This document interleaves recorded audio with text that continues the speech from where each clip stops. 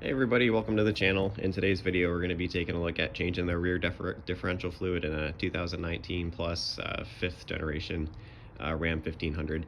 So the truck that we're looking at here does have the 355 rear gears, but it does not have limited slip in the back. So just depending on the model, you're going to want to look up what you have, and based off what you have you'll be using different fluids, and in some ways probably a slightly different process, but a lot of commonalities between the models. And honestly, I think this video applied to most of the trucks that we're looking at. So for today's supplies that we're going to be using and what we need, I decided based off of my needs for what I'm using the truck for that the AMSOIL 75 W90 would be sufficient for the back.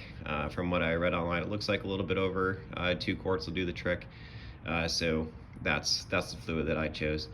If you're looking at AMSOIL, they do have the subscription program right now, or something like 25% off if you pay $10 for a 6-month membership. So these ended up coming out to about $17 a piece, which, all things considered, only paying a couple dollars more than what you buy the Walmart stuff for. I think it's a worthwhile investment, and honestly I'm interested to see if it's going to make a difference in terms of fuel economy, especially when it gets, we had out here is like -30 a couple weeks ago. So I think that's something that could make a difference using a higher quality fluid. Other things that we're going to be using, we have for the fill plug 8mm, and then for the drain plug 14mm hex head. I like to as well use a wire brush to clean off the plugs, and then Permatex Right stuff works for just about everything. Use that as just a light application of that for a thread sealer. Always good to have some paper towels, and of course a drain pan, and 3/8 ratchet, and then 3/8 torque wrench. From looking this up, it looks like the fill plug's going to use about 18 foot-pounds, and the drain plug goes to about 44 foot-pounds. Now, something that I always think of with these things, you just want to be careful. Torque specs can mean one thing, but when you're tightening it, if it feels a little bit too tight, obviously always better to err on the side of caution, especially if you're using a good thread sealer. There's really not too much to worry about. As long as you get a good seal, everything should be good to go. So these are the supplies, this is the truck, and we're going to jump right into the video from here. You'll notice I do have a slightly slanted driveway, so it makes it perfect. It's almost perfectly level, sitting on the ramps in the back, which makes for easy access. Of course, always want to chalk your front wheels, put the parking brake on. Just be careful if you're getting underneath the truck. So from here, we're going to jump right into the process. All right, everybody, so our next step is going to be removing our fill and drain plugs. A good advice would be to remove the fill plug first. 2 reasons for that. I think the most common reason that everybody says is, oh, you want to make sure you can fill it up after you drain the fluid, but the second reason is actually when you remove the drain plug, if the fill plug's open, it gives the water, gives airflow a place to go, so you'll see it'll drain a little bit quicker, and then it'll also drain a little bit less kind of sloshy when it comes out. So a couple different reasons for that. So using our 8mm, removing our fill plug first, and then we're going to jump into the bottom with the 14mm for the drain plug.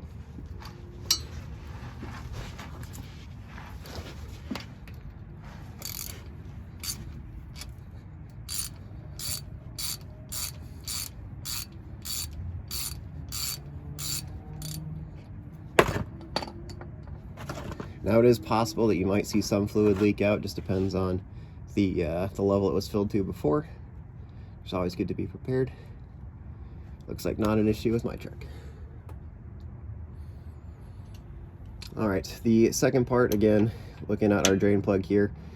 Some advice: if it's really cold out, if you do drive around a little bit beforehand, get the fluid a little bit warmer, it should come out easier. But that being said, it shouldn't be too bad here. Just might take a few moments for it to drain is all.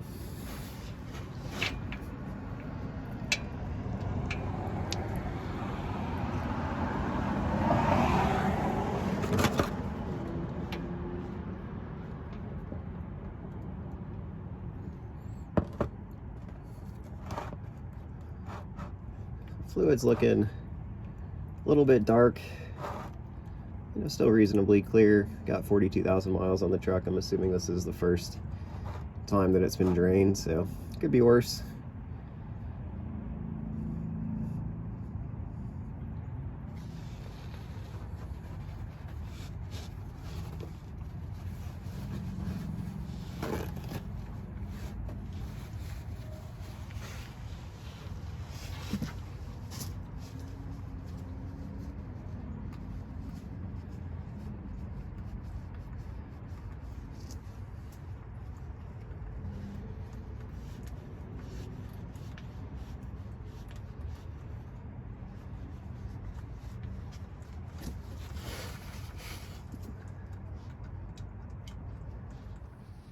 All right, so for our next step here, we're going to be taking a look at our drain and fill plugs. A couple of quick things for them.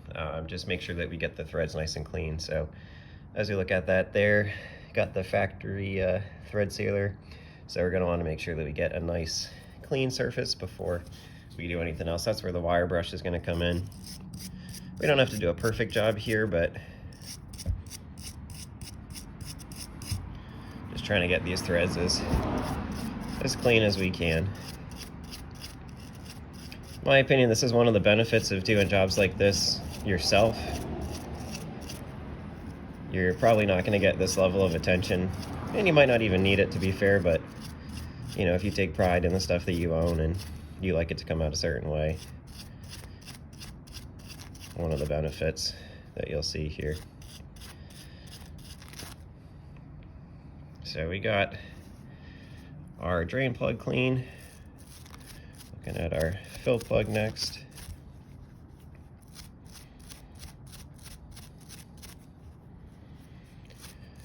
Now the thread sealer that I'm using is the Right Stuff by Permatex. I love it because it works on everything. Got one of those little Cheese Whiz tubes of it where this is done. The tube I have here, gosh, it's done transmission pan gaskets, it's done rear diff covers. I've had that same tube for, honestly, I think like 2 years now. So still working great, a great deal. Buying, you know, that for 20 something bucks versus all those gaskets over time.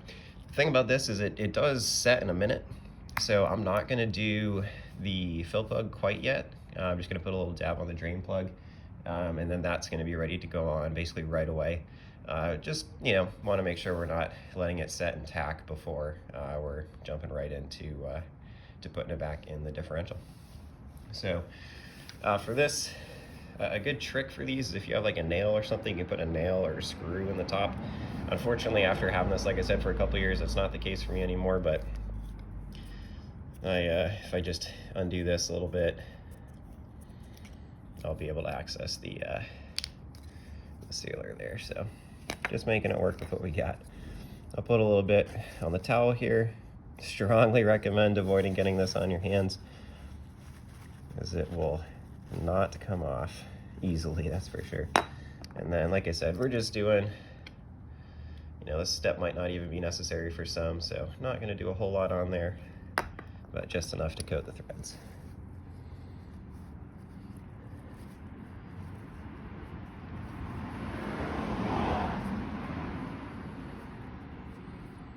All right, so nice even coating. Ready to jump back into the differential. All right, so we're about ready to put our drain plug back in. We're down to just about 0 on the drip here. So go ahead and clean up around it, and then popping our drain plug right back in.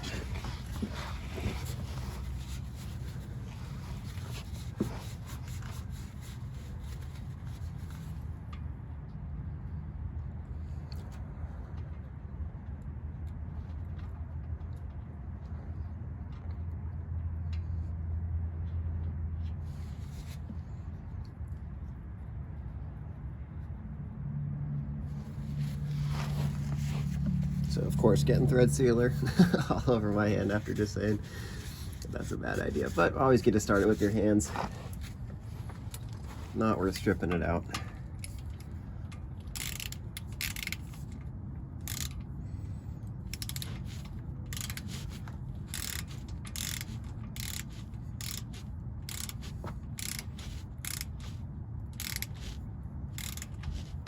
So I got the torque wrench set to 44 foot-pounds here. Again, if it feels too much, I always err on the side of caution. You know, you can follow a manual and that can be the best thing that you do, but too much of any good thing is something just to be careful of.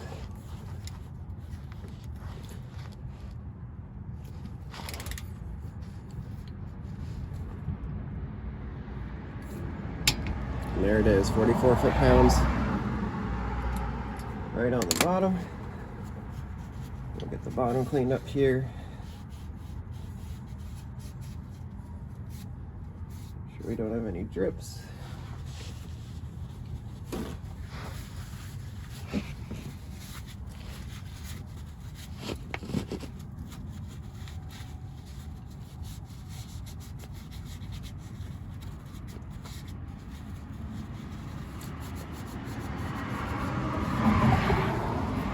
Alright, now we're ready for the fun part. Filling it up. Alright, so the fill procedure for this is we're going to get it until there's a steady drip coming out. So I left the drain pan underneath for that reason. And when we're using these kind of weird little pouch filler ups, they're really convenient because you don't really need to pump the fluid in, but one of the downsides is that when you go to dispose of the fluid, it's really hard to get them back in the pouches and to seal. So tech tip for you is if you only cut one of the little nozzles that you insert on, you can at least have 2 bags that won't be dripping absolutely everywhere. So that's what I like to do, and reuse the kind of little nozzle heads here. So the camera angle, I got this one, and this is the only one that I've actually cut the top off of. So I'm gonna just basically use that same for the other bags, and hopefully that'll help. So first 2 bags should go in pretty quick, and then the 3rd bag is the one that we're gonna be taking a closer look at to see when we reach that drip level. So here we go. So with these bags, before you do any tilting, you wanna firmly get it in place. Once it's firmly in place, you can tilt and squeeze, try to get all the fluid that you can in there.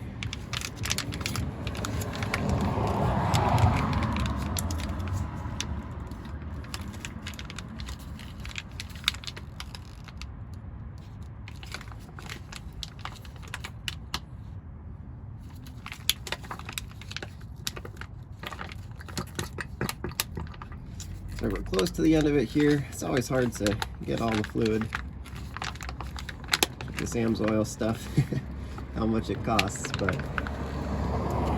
once we get pretty close, we should have a little bit of extra in the 3rd bag, so that should be just fine. Alright, so we got 1 quart down. I'll lean this off to the side.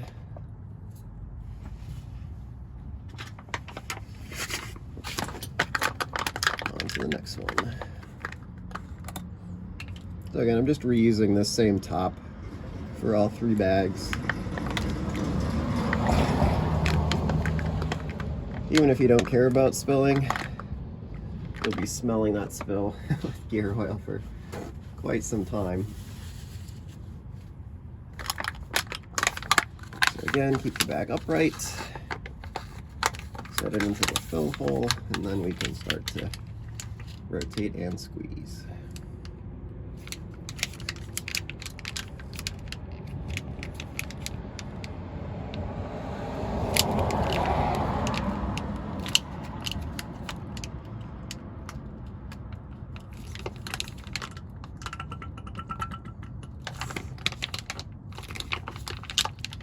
The challenge with this here is they don't give you an exact measurement of how much should go in there, so you really are reliant upon waiting for that drip, which is why it's really important to make sure that you can get your truck as level as possible for this part. So with mine being up on ramps on a slanted driveway, you know, it's something that you just want to double check and just be aware of when you're doing this part of the fill. All right, it's 2 bags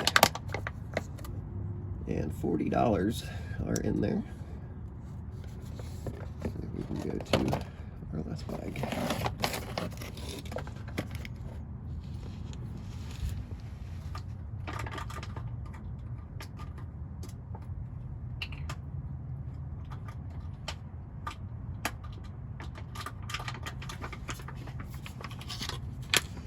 This is the one we got to be a little bit more careful on. We don't want to just dump this whole bag in here.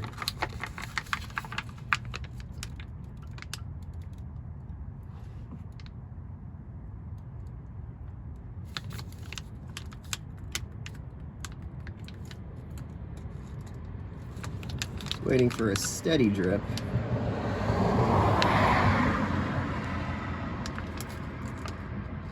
Not seeing a steady drip yet. I've seen a little bit coming down, but not convinced that that's anything more than just what I'm spilling from the bag, but we're getting close.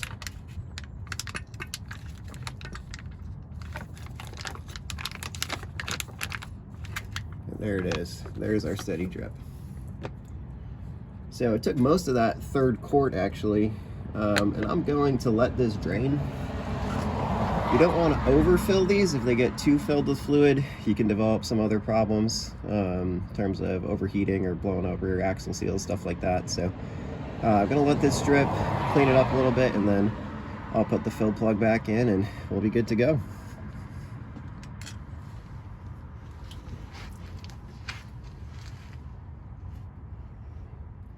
Alright, so we're ready to put our fill plug back in. So I'm just going to clean up the area.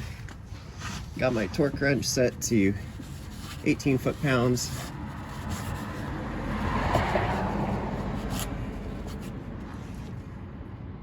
We got to a steady drip and then it stopped dripping, so we are happy about where we are.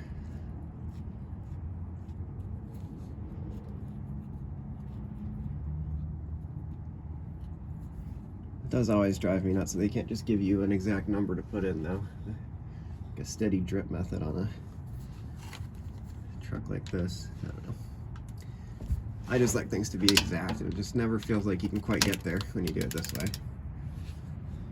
We're going to 18 foot-pounds. Like I said, that's what it says in the manual, but you always want to be careful. You never want to do too much, especially if you're using thread sealer. Not too much to worry about. Looks like we just hit it there. Yep, 18 foot-pounds. So, good to go at 18 foot-pounds. Happy with that. And we are all set. So the next part of the video, we're going to jump into cleaning up responsibly and where we can dump our used motor oil and gear oil, I should say. All right, so there's a lot of reasons why it's important to responsibly dispose of your gear oil. The first of which is it smells really bad. So if you do not do this properly, the side of your house or wherever you're doing this is going to smell like gear oil. So a couple of ways to do it. I found with these squeezable pouches, like I said when I was under the truck, you know, if you can save these caps and keep them sealed, they're less likely to leak when you transport it to your local recycling center. But it's really hard. You're not going to really pour this in. So if you are able to go to Harbor Freight, it's for about $10, you can get your fluid transfer pump. So there is an in and an outside, just like a bike pump, and you can pump it directly from here into those pouches. Even if you don't care about the smell and dump it in your grass and all that good stuff, the way that they make a lot of these synthetic oils is through recycling. So it actually saves you money in the long run if you dispose of it, because it could be going into your oil and saving the manufacturer some money, which in turn saves you some money when you buy it eventually later too. Okay, so the right side, this is out. This is in.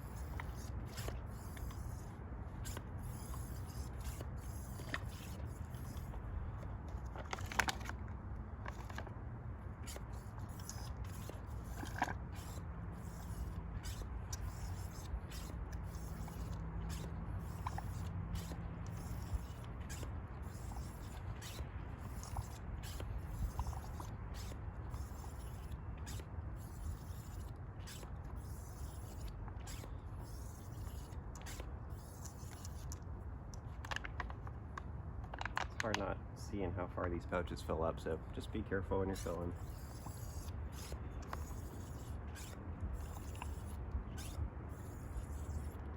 Looks like we're close on this one, so ready for our second pouch.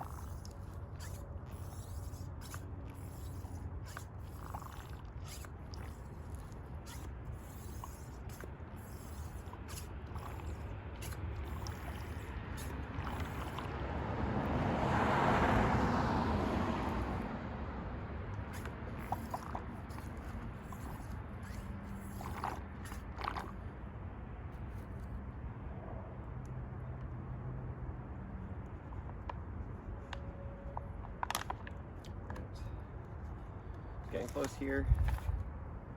Just gonna tip this pan a little bit up, as much as we can out.